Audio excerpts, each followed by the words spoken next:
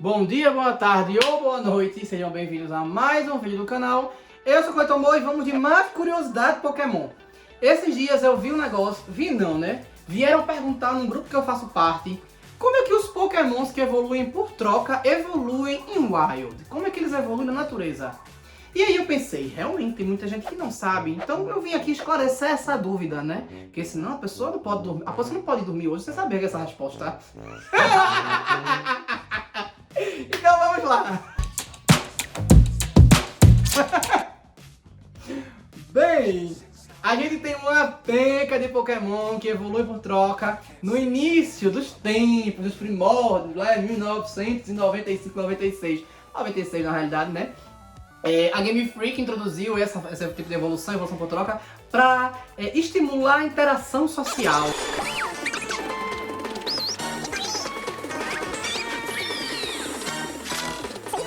Olha aí, os japoneses são tão ruins de interação social que precisa disso. Mas eu acho legal pra jogo. Eu achei que era pra vender acessório. As duas coisas, eu acho.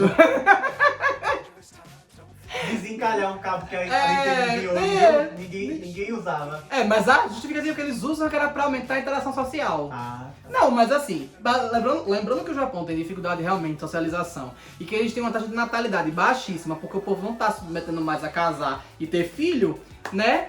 E isso é um problema já desde a década de 90, eu acho que é uma justificativa até plausível, até porque eles gamificam tudo, né? Pokémon Sleep aí, por exemplo, tá aí, né? Sleep, Pokémon Go, enfim. E aí a gente tem alguns Pokémons que evoluem por troca, e essas trocas foram ficando cada vez mais complexas, vamos dizer assim, né? Como, por exemplo, o Clomper, que evolui para Huntail ou Gorbis, dependendo do item que está equipado, como o Deep Sea Tooth e o Deep Sea Scale, respectivamente, e o Karrablast e o Shelmet, que tem que ser trocado entre eles para evoluírem, né?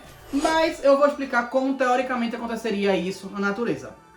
Então, se você analisar as Pokédexes e também os episódios do anime, né, existem algumas explicações para isso. Algumas são bem simples, de que os Pokémons eles pertenciam a alguns treinadores e depois foram libertos, né, e tal. Mas isso não cola muito bem, porque, a questão do Golem que tiver na natureza vai ser Pokémon, foi de alguém. Não.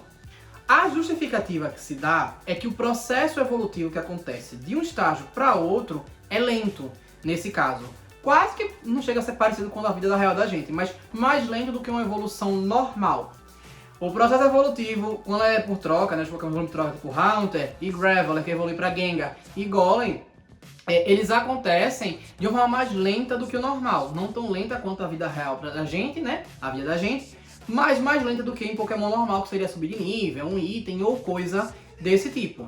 Então aqueles que evoluem por troca normalmente, eles demoram mais um tempo para acontecer. E eles vão absorvendo e acumulando energia dele suficiente. E depois de um tempo é que eles fazem. Existem umas citações de coisas que são feitas para que eles evoluam. E eu vou chegar lá. Mas enfim, o que é que a gente faz? Quando a gente troca um Pokémon com o outro, independente qual seja, é como se ele absorvesse a eletricidade ou a energia gerada na troca. A energia que está ali disponível na internet. Ele vai, suga a internet e evolui. Então tá. Tem até pra mim é uma piada, né? Que no Legends Arceus tem o cabo do Game Boy pra você usar como item pra evoluir esses Pokémons, né? Que tem que ter alguma forma deles absorverem energia. Como é de um item que já existe no jogo, eles inventaram esse, né? Mas alguns Pokémons eles precisam, além da troca, ter um item, como o caso do Scyther e do Onix. Tanto o Scyther quanto o Onix evoluem sendo trocados com Metal Coat, no caso, para Steelix e Scizor. Né? Para Kleavor, hoje não inseriram ainda, mas eu não vejo qual é o problema de fazerem a... Como é o nome daquele item? Black Aguirre? Da Obsidiana. E equipar no site, trocar e ele virar Kleavor, né? Não vejo por que não fazer isso. Mas enfim. E aí como é que acontece? No caso do Onix, se fala em algumas Pokédex que ele vai para as profundezas da Terra e ele fica lá. E a pressão que ele sofre com as profundezas da Terra faz com que o corpo dele vá enrijecendo e ele vá absorvendo os metais daquela camada. Ele vai absorvendo os metais para poder se tornar mais rígido e poder desenvolver a carapaça que vai fazê-lo evoluir para Steelix. E assim ele vira Steelix. Num processo natural, mas meio que forçado. Só que isso aí é uma coisa que ele vai fazendo com o tempo. Mais uma vez provando que eu tô falando sobre a troca. Existe um episódio que fala especificamente do Clumper, dele precisar ser trocado. E tem uma cientista que está estudando isso. Tá estudando para entender como é que o Clumper evolui. E ela pega um Dipsy Tooth, um Dipsy Scale e pega em 2 Clumpers e coloca nesses Clumpers. E eles não evoluem e ela acha estranho. Depois ela manda para o laboratório para eles poderem ser estudados lá. E quando ela chega no laboratório, que ela tira eles da Pokébola, eles evoluem. Eles evoluem. E ela fica sem entender porque aquilo acontece e ela começa a perceber que talvez esse processo de troca tenha acelerado uma evolução natural, visto que Huntail e Gorebyss são encontrados na natureza também. Então ali ela começa a entender que é como se de lá pra cá, só pelo processo de ser digitalizado a matéria orgânica e reimpressa, né? Misturou-se o DNA com as características daquele item. Aquele item passou a ser como uma pedra evolutiva e aí ele evolui. Eu tô passada, chocada. Querendo dizer que o Pokémon conseguiu, através da energia gerada, né, da fusão, fusionou o DNA dele àquele ali e aí deu as condições necessárias para ele evoluir.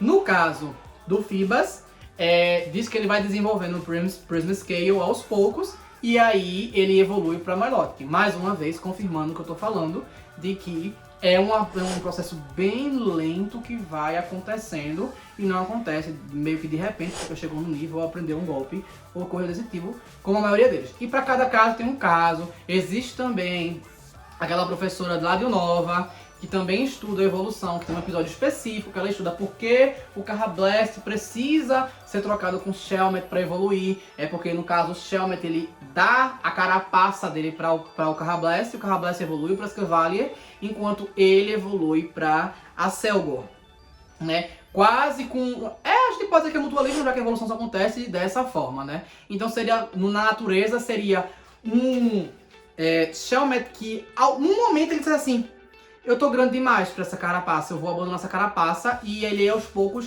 ia evoluir. Só que nesse processo dele é demorado. E aí ele fica inseguro para poder fazer essa evolução, porque ele vai ficar susceptível nesse tempo. Aí, para ele não ficar susceptível, o que ele faz? Ele daria a carapaça dele para o Karrablast, para o Karrablast defender ele, para que ele possa completar aquela evolução. E aí o Karrablast poderia protegê-lo, enquanto o próprio Karrablast, com essa ato de protegê-lo, ia desenvolver e evoluir para o Escavalier, né? Talvez por isso que tenha referência a um cavaleiro, né? Que é para proteger ele, para proteger o outro enquanto o outro evolui. Mas é isso, existe mais uma penca de Pokémons que evoluem por troca e com item. E como eu falei, cada caso é um caso, como por exemplo, o Electivire, como o item é praticamente um motor elétrico, é basicamente para conferir mais raio para ele. Então seria um Electabuzz que levou muito raio na cara. Um Magma que está muito próximo do vulcão e viveu muito tempo no vulcão e começou a absorver a lava, virou Magmortar. E por aí vai, cada um deles numa situação específica, mas a lógica é sempre essa. Não impedindo no Pokémon natureza ele evoluir, o que seria com um humano, a evolução por troca, porque a gente força essa evolução. É isso, eu espero que tenham gostado, eu não expliquei todos, mas era para explicar a lógica só. Então, eu espero que tenham gostado, então curtam, comentem, compartilhem, se inscrevam no canal. E se não sabem o que escrever, troca. É isso, valeu!